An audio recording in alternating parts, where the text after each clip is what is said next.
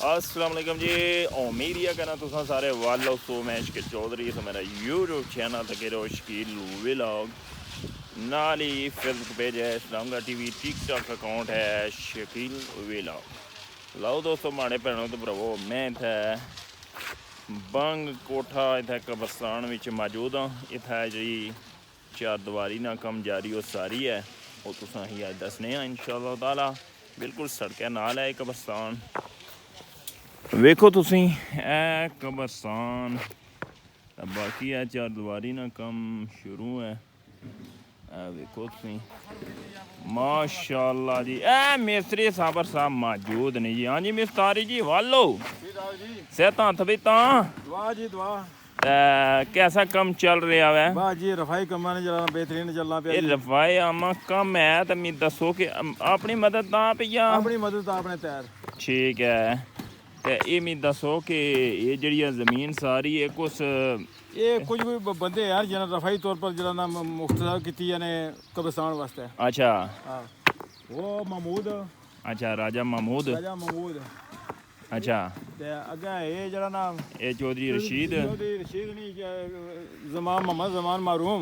अच्छा ये उसने जेरे कब्जे सी आला उसने जाती समझोगे तो उस पर जरा भी कब्रिस्तान खातिर। वाह जी वाह वाह जी वाह। मिस्त्री जी असल चीज ये कम देसे ये गल है या ए जड़ा एक रास्ता देना ये जड़ा इरफाई अम्मा जड़ा ये तक क़यामत वाली सवाब लाने वाले सी ते जड़ा असां अपनी अपनी करने ने ना जदादा मनाने ने ना वो उन्हां पिछे हमेशा बनियां ही होनियां न। ए जड़ा ये तुसें कम देसी बाकी जनाब बटे हटे सट्टी तो होर क्या कर रहे हो जी? कंक्रीट चार दीवारी कंप्लीट कर सा जी। ये ब्लाक श्लाक मंगाए ने कुछ और मंगासा। अच्छा कितने अंदाजन ब्लाक शक लग जा सन? ब्लाक का इतना तकरीबन का हजार ने करीब करीब लगी जाती। एक कितना ब्लाक आई चुका है करनी है तकरीबन 4 फुट 4 फुट उसने पर एंगल लाई किया थोड़ा थोड़ा जाला फिर जाना। अच्छा जाला उसने ऊपर ये तुसें ये करना चाहिए ना इंगलां जड़ियां ना ज्यादा विच रखनियां चाहिए ऊपर रखसो ना ब्लाकां विच। ए मतलब है ये तुसां जड़ी दीवार करसो उसने विच पिलर रखसो फिलहाल पिलर कोनी उठा पर दो ब्लाकां ने खाने रखसा जिन्हें बजरी बैग एंगल पर फिट हो जाए।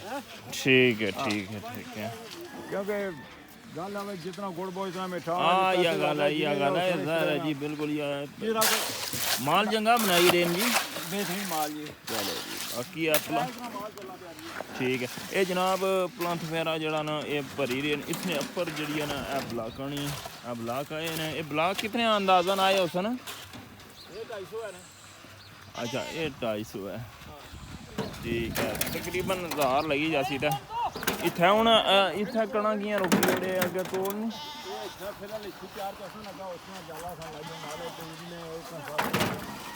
अच्छा अच्छा ठीक ठीक ठीक। बाकी दोस्तों ए कम जारी है सारी है ये जी है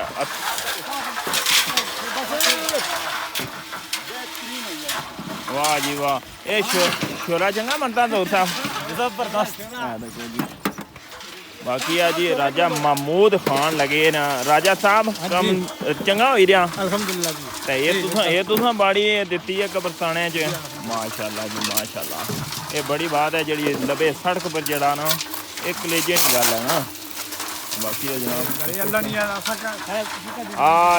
है असां हाँ इत्थे ही जाना असां भी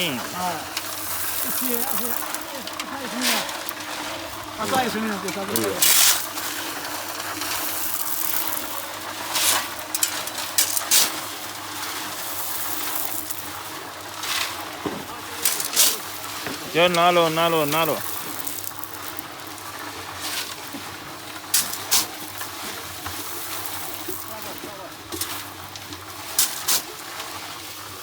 बाकी है तो कुछ सामने अपडेट है जनाब। ये दीवार बंदी आने 4-4 फुट कर सौ उसने ऊपर जाला वगैरह लसी तो तारक DC साहब ये पत्थर ने जड़ा ना कम सारा अंजाम दे रहे हैं। ऐसा चेक करो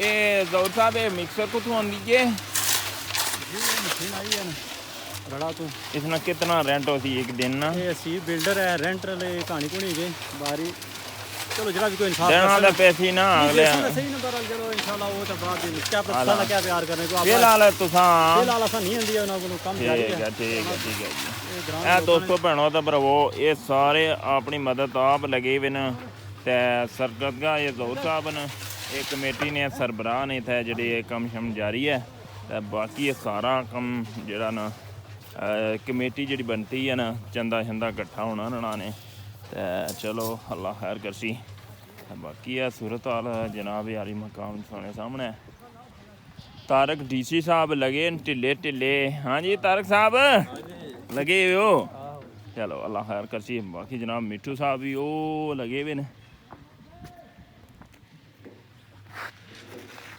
और मिस्त्री जी कोई गपशप लानी हुआ है कोई सब जदाद बंदा तो जो कोई वसवे देवी के नाल शामिल हो सकना तो जरा रफाई कमा जो कोई साहब आना चाहना ठीक है चलो अल्लाह खैर करे ये जनाब यानी मकाम जेड़े साहबे उस्ताद बंदे हैं न जेड़े रफाई आमा विच पैसा खर्च करना चाहने न वो इत्थे ज़ौर साहब नाल रब्ता करी सकने न इन्हां फोन नंबर है 0343 88 12 349 इन्हां नाल रब्ता कर सकने हो तो ये दोस्तों रफाई आमा काम है तो इसने विच जितना हिस्सा बस हो ते ये अगले जान कम देसी बिल्कुल ही है जी ये कुछ ना कोई जाती कम नहीं है ये बस कब्रस्तान ना ये कम जारी हो सारी है हालत इस तरह सी कि माल में ऐसी आशा जड़ा ना अब विच दाखिल हो जाने से ना सी विचे जो फसियां करने विचे पा करने विचे कई पड़ियां जड़ियां ना उन्हां पे कलमा शरीफ लिखे आ वो पनी क्यों नहीं आंदा बात मिस्त्री जी ये अगर बंदा सोचा ना आखिरी मकाम इंसान ना यही है अपनी ऐसा जिंदगी गुजारी जाना वै ते अगर अज अस इन्ना वास्ते कर सकना कल हो ही सकना साड़ी जड़ी है पिछे औलादा आशने दियां न ओह सकना करे कुछ जी जी जी जी बिल्कुल ही है बाकी जनाब यार मकाम ये तुसें 20 लोग दस्या वै बाकी अपनी दवावां याद रखो बस सोने वाला है।